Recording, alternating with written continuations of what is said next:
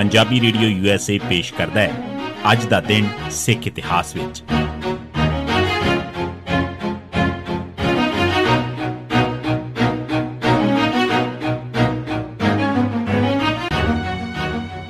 सिख इतिहास दीआं घटनावां च 2 सितंबर का दिन 1920 गुरुद्वारा रकाबगंज वास्ते शहीदी जत्था बनाउण वास्ते सरदूल सिंह कवीशर की चिट्ठी। 14 जनवरी 1914 ਨੂੰ ਗੁਰਦੁਆਰਾ ਰਕਾਬਗੰਜ ਦੀ ਕੰਧ ਢਾਹ ਕੇ ਬ੍ਰਿਟਿਸ਼ ਸਰਕਾਰ ਨੇ ਸਿੱਖਾਂ ਨਾਲ ਟੱਕਰ ਲੈਣ ਦਾ ਨਵਾਂ ਫਰੰਟ ਖੋਲ੍ਹਿਆ ਸੀ, ਜਿਹੜਾ ਪਹਿਲੀ ਵਿਸ਼ਵ ਜੰਗ ਸ਼ੁਰੂ ਹੋਣ ਕਰਕੇ ਰੁਕ ਗਿਆ ਤੇ ਕੰਧ ਦਾ ਮਸਲਾ ਮੁਲਤਵੀ ਰਿਹਾ। ਪਰ ਅਕਾਲੀ ਲਹਿਰ ਸ਼ੁਰੂ ਹੋਣ ਤੇ ਜੁਲਾਈ ਅਗਸਤ 1920 ਚ ਗੁਰਦੁਆਰਾ ਰਕਾਬਗੰਜ ਦਾ ਮਸਲਾ ਫਿਰ ਖੜਾ ਹੋ ਗਿਆ ਸੀ। ਅਗਸਤ 1920 ਦੇ ਆਖਰੀ ਹਫ਼ਤੇ 'ਚ ਸਰਕਾਰ ਨੇ ਢੱਠੀ ਦੀਵਾਰ ਦੇ ਬਾਹਰ ਇੱਕ ਨਿੱਕੀ ਦੀਵਾਰ ਬਣਾਉਣ ਦੀ ਸਾਜ਼ਿਸ਼ ਰਚੀ ਸੀ। ਸਰਦੂਲ ਸਿੰਘ ਕਵੀਸ਼ਰ ਨੇ 2 ਸਤੰਬਰ 1920 ਦੇ ਦਿਨ ਅਕਾਲੀ ਅਖਬਾਰ 'ਚ ਇੱਕ ਲੇਖ 'ਚ ਸਿੱਖਾਂ ਨੂੰ ਗੁਰਦੁਆਰਾ ਰਕਾਬਗੰਜ ਦੀ ਢੱਠੀ ਹੋਈ ਕੰਧ ਨੂੰ ਉਸਾਰਨ ਵਾਸਤੇ 100 ਸਿੱਖਾਂ ਦਾ ਇੱਕ ਸ਼ਹੀਦੀ ਜੱਥਾ ਬਣਾਉਣ ਦੀ ਅਪੀਲ ਕਰਕੇ ਸਿੱਖਾਂ ਨੂੰ ਆਪਣੇ ਨਾਂ ਲਿਖਵਾਉਣ ਵਾਸਤੇ ਆਖਿਆ ਸੀ। ਚਿੱਠੀ ਦੇ ਅਖੀਰ 'ਚ ਸ਼ਹੀਦੀ ਜੱਥਾ ਬਣਾ ਕੇ ਦਿੱਲੀ ਜਾ ਕੇ ਕੰਧ ਆਪ ਉਸਾਰਨ ਦਾ ਐਲਾਨ ਕੀਤਾ ਹੋਇਆ ਸੀ।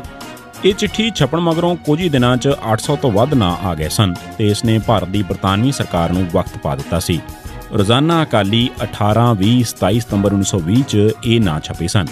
1926 2 ਸਤੰਬਰ 1926 ਦੇ ਦਿਨ ਮਸ਼ਹੂਰ ਕੀਰਤਨੀਏ ਭਾਈ ਹੀਰਾ ਸਿੰਘ ਰਾਗੀ ਚੜ੍ਹਾਈ ਕਰ ਗਏ।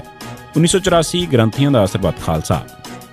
ਜੂਨ 1984 'ਚ ਦਰਬਾਰ ਸਾਹਿਬ ਉੱਤੇ ਹਮਲੇ ਦੌਰਾਨ ਅਕਾਲ ਤਖ਼ਤ ਸਾਹਿਬ ਦੀ ਇਮਾਰਤ ਬੁਰੀ ਤਰ੍ਹਾਂ ਤਬਾਹ ਹੋ ਚੁੱਕੀ ਸੀ। ਇਸ ਦੌਰਾਨ ਹੀ ਸਿੱਖ ਵਿਦਵਾਨਾਂ ਅਤੇ ਆਗੂਆਂ ਨੇ ਆਖਣਾ ਸ਼ੁਰੂ ਕਰ ਦਿੱਤਾ ਸੀ ਕਿ ਅਕਾਲ ਤਖ਼ਤ ਸਾਹਿਬ ਦੀ ਤਬਾਹ ਹੋਈ ਇਮਾਰਤ ਨੂੰ ਹੂਬਹੂ ਰੱਖਿਆ ਜਾਵੇ ਤਾਂ ਜੋ ਆਉਣ ਵਾਲੀਆਂ ਕੌਮਾਂ ਨੂੰ ਅਕਾਲ ਤਖ਼ਤ ਸਾਹਿਬ ਦੀ ਇਸ ਹਾਲਤ ਤੇ ਇਸ ਤੇ ਕੀਤੇ ਗਏ ਹਮਲੇ ਤੇ ਉਹਦੇ ਕਾਰਨਾਂ ਬਾਰੇ ਜਾਣਕਾਰੀ ਮਿਲ ਸਕੇ।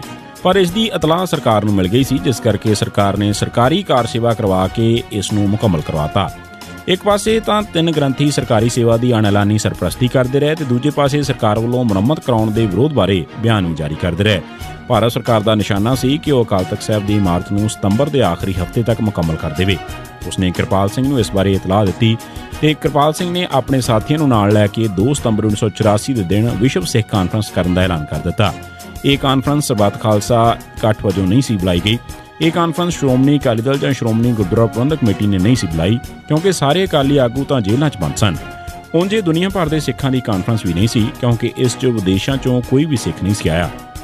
ਇਸ ਕਾਨਫਰੰਸ 'ਚ ਕਿਰਪਾਲ ਸਿੰਘ ਤੇ ਉਸਦੇ ਸਾਥੀਆਂ ਨੇ ਭਾਰਤ ਸਰਕਾਰ ਨੂੰ ਅਖੌਤੀ ਅਲਟੀਮੇਟਮ ਦਿੱਤਾ ਕਿ ਜੇਕਰ 30 ਸਤੰਬਰ ਤੱਕ ਫੌਜ ਦਰਬਾਰ ਸਾਹਿਬ ਕੰਪਲੈਕਸ 'ਚੋਂ ਨਾ ਨਿਕਲੀ ਤਾਂ ਮੋਰਚਾ ਲਾਇਆ ਜਾਵੇਗਾ। ਇਹ 28 ਦਿਨਾਂ ਦਾ ਇੰਨਾ ਲੰਮਾ ਨੋਟਿਸ ਇੱਕ ਮਜ਼ਾਕ ਸੀ। ਅਸਲੀਅਤ ਇਹ ਸੀ ਕਿ ਸਰਕਾਰ ਨੇ ਕਿਰਪਾਲ ਸਿੰਘ ਨੂੰ ਯਕੀਨ ਦਿਵਾਇਆ ਸੀ ਕਿ 25 ਸਤੰਬਰ ਦੇ ਨੇੜੇ-ਤੇੜੇ ਅਕਾਲ ਤਖ਼ਤ ਸਾਹਿਬ ਦੀ ਇਮਾਰਤ ਠੀਕ-ਠਾਕ ਕਰ ਦਿੱਤੀ ਜਾਵੇਗੀ। ਉਂਝ ਇਸ ਮਗਰੋਂ ਤਾਂ ਸਰਕਾਰ ਨੇ ਖੁਦ ਫੌਜ ਨੂੰ ਉੱਥੋਂ ਹਟਾਉਣ ਵਾਸਤੇ ਕੋਈ ਬਹਾਨਾ ਵੀ ਲੱਭਣਾ ਸੀ। 2 ਸਤੰਬਰ 1999 ਦੇ ਦਿਨ ਪੰਜਾਬ ਪੁਲਿਸ ਨੇ ਅਮਰਜੀਤ ਸਿੰਘ ਲੌਂਗੀਆ ਵਾਸੀ ਮਲਕਪੁਰ ਰੋਪੜ ਨੂੰ ਇੱਕ ਨਕਲੀ ਮੁਕਾਬਲੇ ਸ਼ਹੀਦ ਕੀਤਾ। 2 ਸਤੰਬਰ 1991 ਦੇ ਦਿਨ ਪੁਲਿਸ ਨੇ ਤੇਜ ਕੌਰ ਪਤਨੀ ਹਰਨੇਕ ਸਿੰਘ ਵਾਸੀ ਲਹਿਰਾ ਬੇਗਾ ਨੇੜੇ ਪੁੱਚੋ ਮੰਡੀ ਜ਼ਿਲ੍ਹਾ ਬਠਿੰਡਾ ਨੂੰ ਸ਼ਹੀਦ ਕਰ ਦਿੱਤਾ। ਇਸੇ ਦਿਨ ਪੰਜਾਬ ਪੁਲਿਸ ਨੇ ਲਖਵਿੰਦਰ ਸਿੰਘ ਲੱਖਾ ਉਰਫ ਪੰਜਾਬ ਸਿੰਘ ਖਾਲਸਾ ਵਾਸੀ ਸਿਵਿਆਂ ਲੁਧਿਆਣਾ ਤੇ ਅਵਤਾਰ ਸਿੰਘ ਤਾਰੀ ਵਾਸੀ ਤੁਰ ਬਜਰਾ ਸੰਗਰੂਰ ਨੂੰ ਨਕਲੀ ਮੁਕਾਬਲਿਆਂ ਸ਼ਹੀਦ ਕੀਤਾ। ਇਹ ਸੀ ਸਿੱਖ ਇਤਿਹਾਸ ਦੀਆਂ ਘਟਨਾਵਾਂ 'ਚ 2 ਸਤੰਬਰ ਦਾ ਦਿਨ। ਸੁਣਦੇ ਰਹੋ ਪੰਜਾਬੀ ਰੇਡੀਓ USA।